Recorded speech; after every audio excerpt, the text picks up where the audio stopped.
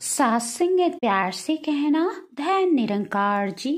सात संगत जी, अगर घर में हर बार कलह होती रहे तो घर का वातावरण तनावपूर्ण और परेशानियों से भर जाता है।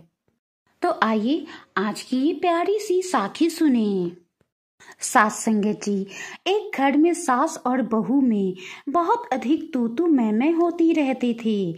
घर में कलह बढ़ता ही जा रहा था। अगर सास दो बात कहती तो बहू भी आगे से चार सुना देती, जिस कारण घर का वातावरण ही बिगड़ जाता। उस घर के सभी लोग निराश रहने लगे। किसी का भी मन काम में ना लगता। घर में नुकसान होने लगा। सभी का ध्यान एक दूसरे के अवगुणों पर ही लगा रहता।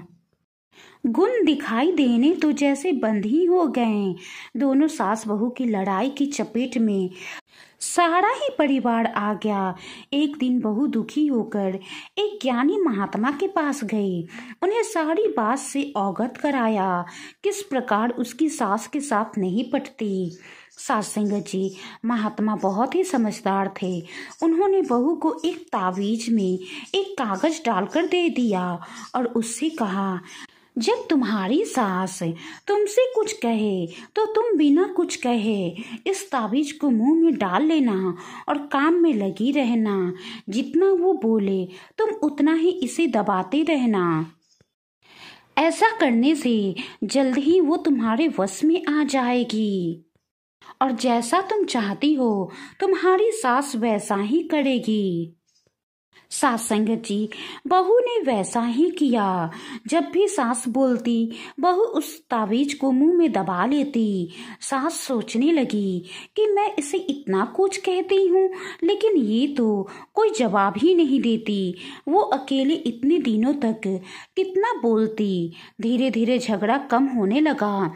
1 महीने तक घर का वातावरण बिल्कुल शुद्ध हो गया, क्योंकि सास हमेशा बोलती रहती थी और बहू ने बोलना बंद कर दिया, क्योंकि वो तो मुंह में ताबीज दबाए हुए रखती थी और बहू की तरफ से कोई जवाब नहीं मिलता। इसीलिए सास ने भी बोलना बंद कर दिया। इस तरह घर का वातावरण शुद्ध हो गया। घर में लड़ाई झगड़े बंद हो गए और घर में खुशियों का आगमन होने लगा। एक दिन बहू ने सोचा, क्यों ना महात्मा जी को धन्यवाद करने जाऊं, जिनकी कृपा से हम सुखी हुए, हमारे घर का कलह दूर हो गया। वो महात्मा जी के पास गई और बोली, आपकी बड़ी कृपा हुई। इस तावीज के कारण मेरी सास ने बिल्कुल बोलना बंद कर दिया। आपके दिए हुए तावीज के कारण मेरे घर का वातावरण बदल गया। मेरे घर का वातावरण शुद्ध हो गया और घर में खुशियों का आगमन हो गया। अब कोई किसी का अवगुण नहीं देखता, सब गुण ही गुण देखते हैं और अवगुणों को नजरअंदाज कर देते हैं। सास संगत जी, तब महात्मा जी ने हंसकर कहा, बेटी ये ताबीज का कमाल नहीं है, बल्कि तुम्हारे चुप रहने का फल है।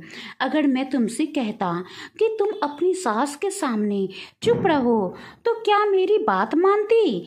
इसीलिए मैंने एक कोरा कागज ताबीज में डालकर दिया, जिसके कारण तुम चुप रही।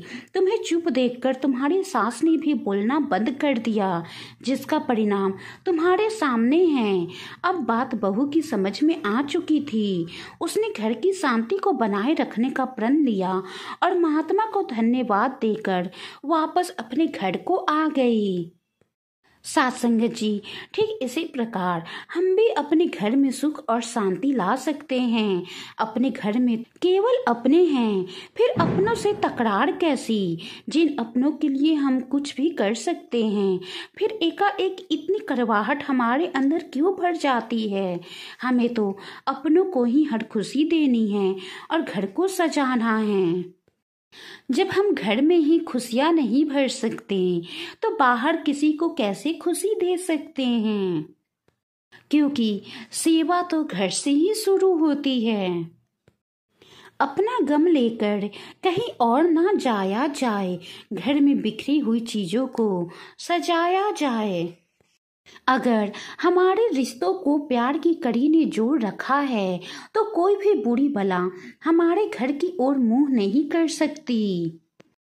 घर में प्रेम रहे तो प्रेम से घर जन्नत बन जाता है। सासंगत जी, माता जी की भी आज यही सिखलाई है कि प्रेम की शुरुआत अपने घर से ही करनी है, सेवा की शुरुआत अपने घर से ही करनी है। क्योंकि अगर घर में प्रेम ना हो तो बाहर भी कितना भी प्रेम ढूंढ ले वो नहीं मिलेगा। घर में बड़े बुजुर्गों छोटे बड़ों की सेवा ना करे और बाहर कितना भी सेवा कर ले उसका फल नहीं मिलेगा। इसीलिए शुरुआत अपने घर से ही करें। साथ संगत जी, वाणी में कोई गलती हो गई हो तो बख्श लेना जी, प्यार से कहना। धन्य निरंकार जी।